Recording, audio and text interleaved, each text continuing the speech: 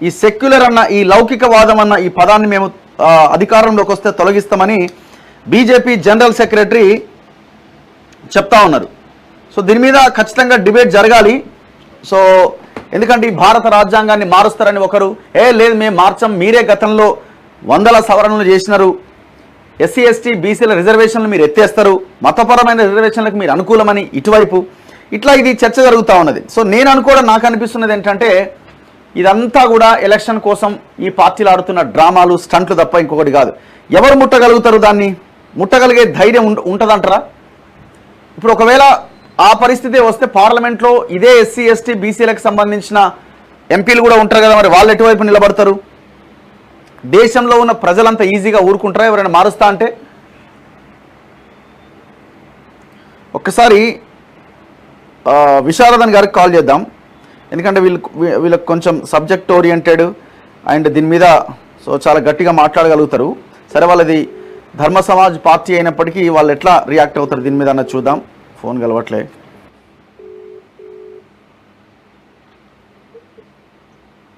Hello hello sir, నమస్తే. విశారదన్ గారు live లో ఉన్నారు, మీరు లైవ్ లో ఉన్నారు. అవునా? యా, అవునా? ఏం లేదండి, ఇప్పుడు ఈనాడులో ఒక వార్త వచ్చింది.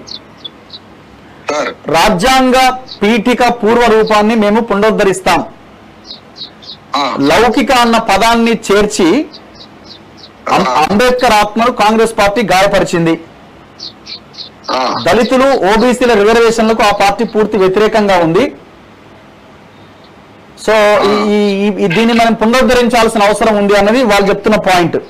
మీరు ఎట్లా చూస్తున్నారు ఈ లైన్ ని? హలో, అరే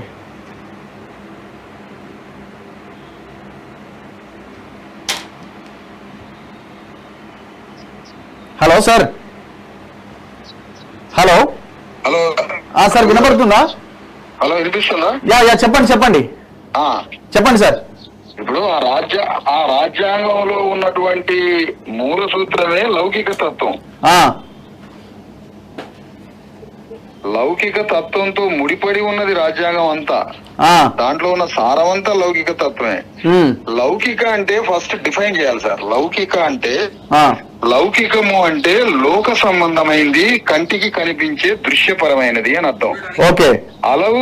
అలౌకికము అంటే కంటికి కనిపించనిది. అలౌకికము అంటే భావజాలం, అంటే దైవము దేవుడి ఆలోచనలు, దైవాంశ సంభూతుడు, రాజు దైవాంశ సంభూతుడు, దేవుడి నిర్ణయాలు, ఇట్లా ఉండే పరిపాలన రాజ్యాంగానికి ముందు. దాన్ని అలౌకిక శక్తులు అంటారు. లౌకిక శక్తులు అంటే భౌతికవాదం. భౌతికవాదం అంటే కంటికి కనిపించేటువంటి భౌతికవాదమే లౌకికవాదం. అంటే లౌకికవాదంలో సెక్యులరు మతతత్వం ఒక్కటే కాదు దాని అర్థం. దేవుడి భావనలతో, దేవుడి భావజాలంతో కనిపించని, హేతుబద్ధత లేని, కనిపించని భావజాలానికి సంబంధించిన దేవుడి ప్రతిపాదనలతో రాజ్యాన్ని పరిపాలించొద్దు అనేది దాని భావన. అంటే మన రాజ్యాంగం ఏంటి అంటే లౌకిక రాజ్యాంగం. అంటే ఎక్కడో ఆకాశంలో ఉన్న దేవుడు పరిపాలించట్లేదు, మానవుడి కోసం పరిపాలించే భౌతిక శక్తి అంటాడు అంబేద్కర్. ఇక్కడ వీళ్ళు అనేటువంటి, ఇప్పుడు మీరు అనేది కాంగ్రెస్ కదా అనేది, బీజేపీ అంటుంది ఏంటంటే ఆ రాజ్యాంగ పీఠిక ఆ పూర్వ రూపాన్ని పునరుద్ధరిస్తాం మేము, ఆ లౌకిక ఆ సెక్యులర్ పదాన్ని మేము తీసేస్తామని వాళ్ళు అంటున్నారు.